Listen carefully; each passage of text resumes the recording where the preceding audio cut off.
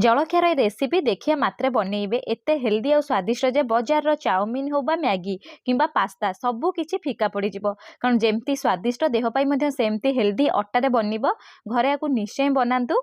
नमस्कार, प्रतिदिन रोसई को आपण मानकु अनेक अनेक स्वागत। आपण मानकु अनुरोध रहिला जदि चैनल रे नुआ अछंती प्लीज चैनल को सब्सक्राइब करनेबे ता सहित प्लीज वीडियो को गोटे लाइक करिवे।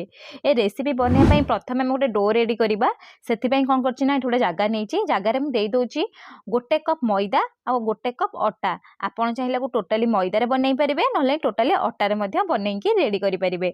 तापर स्वाद अनुसार अल्प टिके लूण देई दबा, एतिकी ही दबा जेमते हम अटा चकड़ा को बनाए सेही परी चकड़ी नबा। प्रथमे आकु भल से गोळेई नबा, गोळेई नै साला परे एठी हमें कोन करे ना पानी दबा, पानी देई कि चकड़ी नबा। एठी जो डोटा हमर बनिबो ना नरम बनिबो ना बेसी टाण बनिबोनी, मीडियम शेप रे ही बनइबे जहा फल हमर कोन बना परफेक्ट शेप आसीबो। देखि पारुथिबे मु ठीक चकड़ी नैची जेमते आपण थर थरे अटा चकड़ी साला परे ऊपर टे तेल लगाउथिबे। एठी जमा तेल लगेइबेनी, बिना तेल रे बनि की रेडी हबो। आकु गोटे साइड रे रखि नबा आ छोट छोट गुला बनै नबा। तापर एठी मु कोन करछि ना गोटे बेलना पेड़ी नैची, बेलना पेड़ी ऊपर किछि अटा को डस्ट करि नेबे, तेल मारिबेनी अटा ही देबे। देई साला परे जो हम अटा रो गुला बनै रखिथिले गोटे गुला को एई परी रखि की टिके हाथ रे प्रेस करि नेबे। तापर बेलना काठी सहायता रे बेली नेबे, जेंति हम रोटी बेले सेई परी ही बेलिबे, किंतु बेसी एठी पतला करिबेनी, मीडियम शेप रे ही रखिबे। देखि पारुथिबे मु एठी बेली के रेडी करि नैची, म आपन हाथ रे देखै दउची। एतिके ही मोटा ही रखिबे, बेसी मोटा करिबेनी ना बेसी पतला करिबेनी। तापर एमति गोटे छुरी नेबे बा पिज्जा कटर नेबे, ता सहित चारि कोण को एमति टिके काटी नेबे जहा पर हमर गोटे रेक्टेंगुलर शेप हे परिबो, बनि की रेडी हबो आ परफेक्ट शेप आसीबो। ता सहित बहुत सारा एकाथरे बनि की रेडी हबो। देखि पारुथिबे म एमति चारि कोण को काटी करी बाहर करि नैची। आकु आपण चाहिले मध्य आ गोटे गुला बनै करी आउ थरे रेडी करि परिबे। एठी काटी साला परे मझिरे कोन करियो ना छोट छोट करी एमति 3 खंड करी काटी नेबे। मु देखंतु एई परी काटुची। आ गोटे कथा मने रखिथिबे से बेसी बड़ करी करिबेनी, जदी बेसी बड़ करिवे ना जेतले हमें एटा बनेइबा रेसिपी तारे आहुरी शेप बड़ हे जिवो, खाया पई भलो एते लागिबोनी, देखिया पई मधे एते भलो लागिबोनी। सबले चेष्टा करिवे एमति छोट छोट बनेया पई।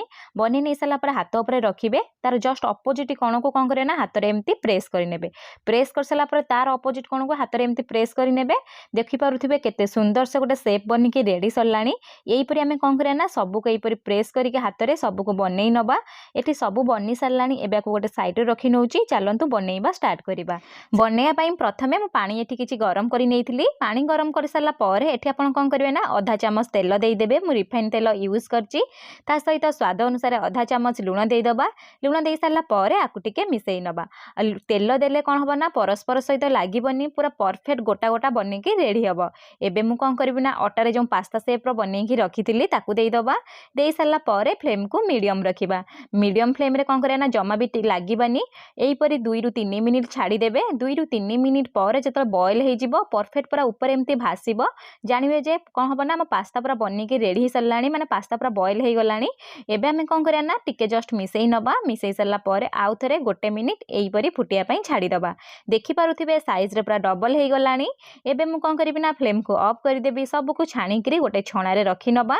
एपटे हमें कोन करे ना पास्ता पई गोटे मसला बनेइबा। सेति पई कड़ाई रे कोन करछि ना गोटे चामच तेल देई देबी। तेल जेतेबेले गरम हे जिवो ना आमे एठी कोन करे ना किछि रसुण को छेची नेइथिली, रसुण छेचा देई दबा। देई सारला परे आकु जस्ट टिके भाजी नबा। रसुण जेतेबेले एमति टिके भाजी हे जिवो, गोटे मीडियम साइज रो पीएस को एति चॉप करि नेइथिली, पीएस को देई दबा। मु एठी फाइनली चॉप करछि, आपण चाइले बड़ बड़ पीस रे मध्य काटि की देई परिबे। पीएस को देई सारी 1 रु 2 मिनिट भाजी नबा। भाजी नै सारला परे 1 मिनिट छाडी देबा। तापर कोन करे ना 1 रु 2 टी कंचा लंका को एमति चिरा मारी की नेइथिली ताकू देई देबी। आपण चाइले कंचा लंका को मध्य स्किप करि परिबे। कंचा लंका देई सारला परे पाखापाखि 1 रु 2 मिनिट भाजी नेइची। एबे हमें कोन करे ना गोटे मीडियम साइज रो टमाटो को एठी काटि की देई दउची। आपण चाइले पूरा फाइनली चॉप करी मध्य देई परिबे। टमाटो देई सारला परे 1 रु 2 मिनिट भाजी नबा।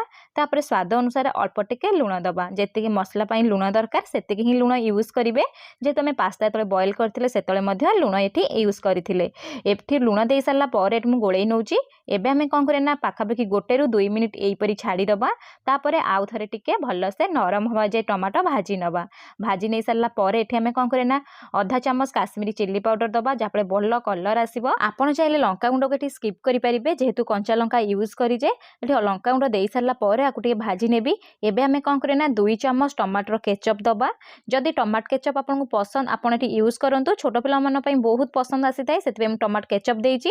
टमाटो केचप दे सारा पर आपको कौन करना 1 ରୁ 2 मिनिट भलसे कषि ने कषि नहीं सारा सब मसला सीझापी ये आम कौन करना 2 चम्मच पाखापाखि पानी यूज करवा जहाँफल टे ग्रेवी आसो आम पास्ता ग्रेवी बनने आहरी टेस्ट लगे खायापी।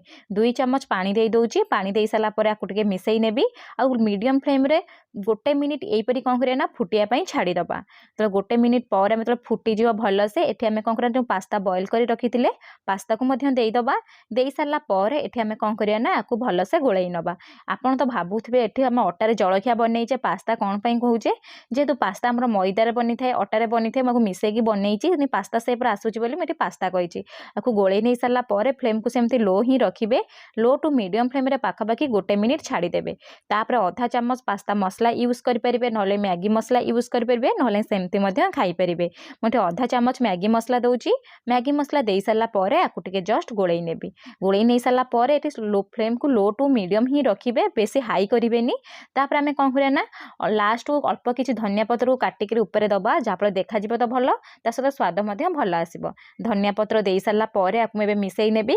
एबे हमर गरम गरम अटा जलखिया बनिकी रेडी सरलाणी। आपको आपण थरे घरे निश्चय बनातु छोट पिला मानकु दियंतु केमिति बनेला मो सहित कमेंट सेक्शन रे निश्चय शेयर करंतु।